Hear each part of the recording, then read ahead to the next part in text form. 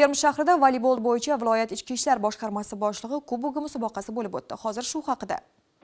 Surxondaryo viloyatida 16-30 yosh toifasidagi uyushmagan yoshlar o'rtasida voleybol bo'yicha Surxondaryo viloyati ichki ishlar boshqarmasi boshlig'i kubogi musobaqasi o'tkazildi. Ushbu tadbir O'zbekiston Respublikasi ichki ishlar vazirining 2024-yil 9-martdagi farmoyishi asosida tashkil etilib, maqsad iqtidorli yoshlarni seleksiya qilish va ularni professional sport jamoalariga jalb etishdan iborat. Musobaqa Surxondaryo viloyati sport boshqarmasi, O'zbekiston voleybol federatsiyasi va Surxondaryo viloyati ichki ishlar boshqarmasi hamkorligida o'tkazildi. O'g'il hamda qizlar o'rtasida bo'lib o'tgan bellashuvlarda jamoalar o'z mahoratlari va jamoaviy o'yin ko'nikmalarini namoyish etishdi. Umumjamoa hisobida yakuniy natijalarga ko'ra o'g'il bolalar o'rtasidagi bahsda birinchi o'rinni Qiziriq tumani jamoasi qo'lga kiritgan bo'lsa, ikkinchi o'rin Termiz tumani sportchilariga nasib etdi. Sherobod tumani vakillari 3-o'ringa loyiq deb topildi. Qizlar o'rtasidagi bellashuvlarda esa Termiz shahri jamoasi birinchi o'rin, Boysun tumani jamoasi ikkinchi o'rin, Sherobod tumani jamoasi 3-o'rinni egalladi. Bellashuv yakunida musobaqa g'oliblari va sovrindorlariga diplom, medal, kubok va esdalik sovg'alar topshirildi. Umuman olganda bunday musobaqalar yoshlarni sportga keng jalb etish, ularda sog'lom turmush tarzini shakllantirish,